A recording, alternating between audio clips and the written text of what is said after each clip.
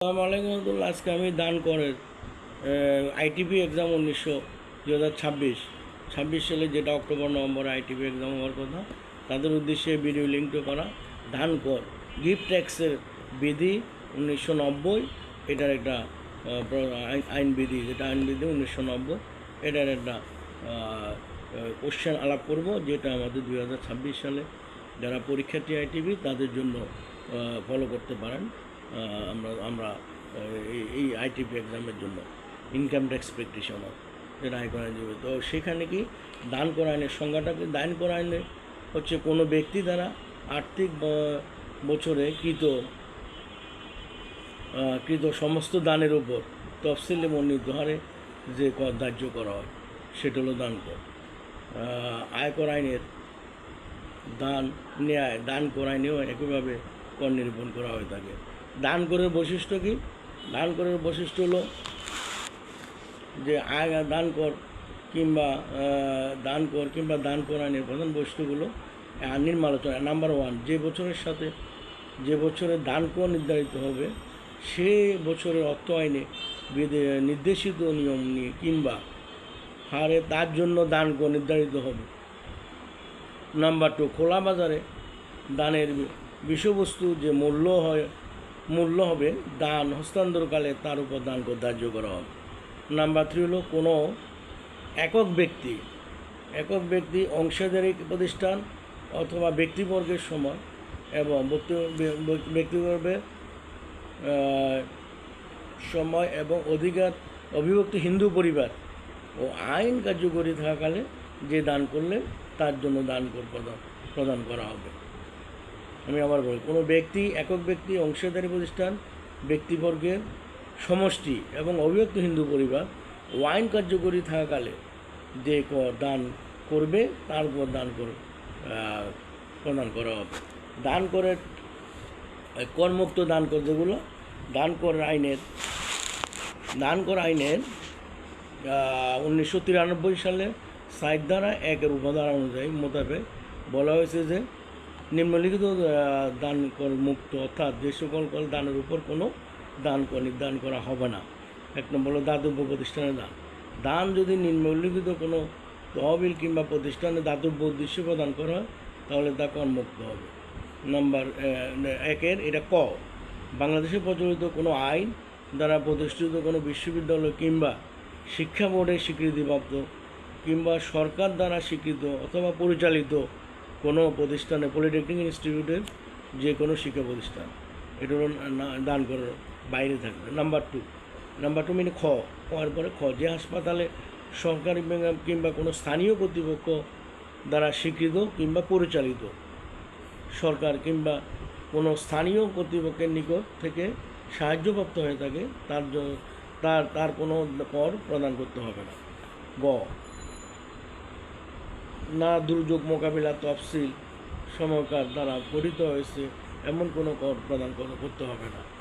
কোনো দুর্যোগ মোকাবিলা যদি কেউ কোনো দান করে সেটার জন্য যে দান করে সেটার জন্য ওই দানের উপর কোনো কর প্রদান করবে না। নাম্বার খ বা ঘ, সাধারণত জনগণের কল্যাণার্থে পরিচালিত নয় এমন কোনো ব্যক্তিগত ধর্ম প্রতিষ্ঠান ছাড়া ধর্মীয় কিংবা দাতব্য উদ্দেশ্যে বাংলাদেশে প্রতিষ্ঠিত সরকার দ্বারা অনুমোদিত কিংবা ধর্মীয় অথবা দাতব্য উদ্দেশ্যে প্রতিষ্ঠিত প্রচলিত আইন নিবন্ধিত কোনো প্রতিষ্ঠানকে করদাতার সংশ্লিষ্ট কর প্রদানে নির্ধারিত মোট অঙ্কে 20% কিংবা 1 লক্ষ টাকা ও এই দুইয়ের মধ্যে যেটা কম হয় এটা দান করে আলাদা করতে হবে। আত্মীয় পোশাকে দান, ভরণ পোষণের জন্য উপর নির্ভরশীল কোনো আত্মীয়র বিবাহকালে সর্বোচ্চ 20,000 টাকা মূল্য পর্যন্ত হয়।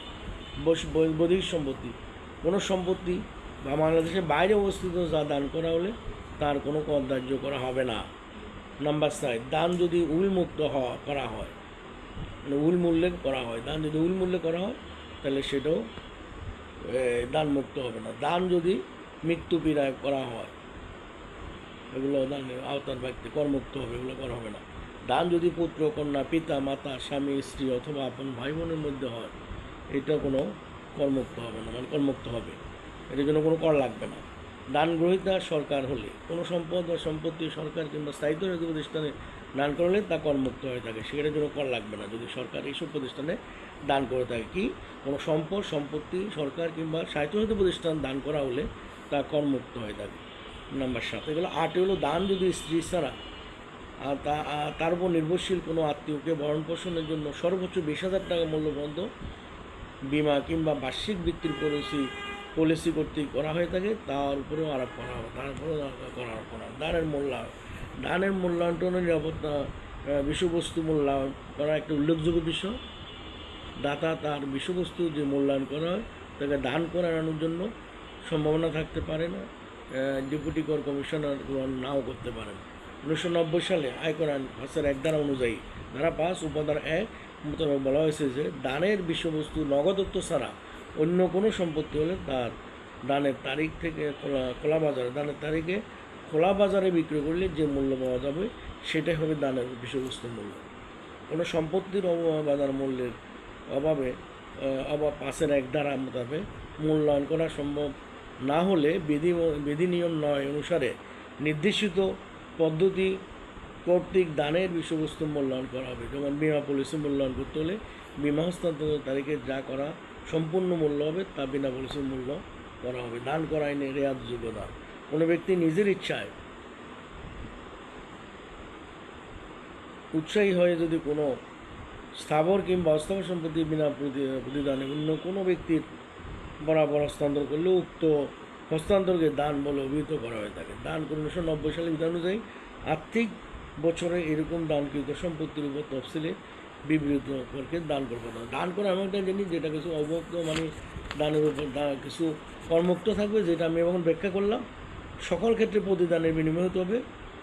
হেবা বিল এওয়াজ উপযুক্ত প্রতিদানের দ্বারা হস্তান্তর হলে তাকে সত্যিকারের বিক্রয় বলে। কিন্তু স্বাভাবিক যে ভালোবাসা নির্মিত হস্তান্তর হেবা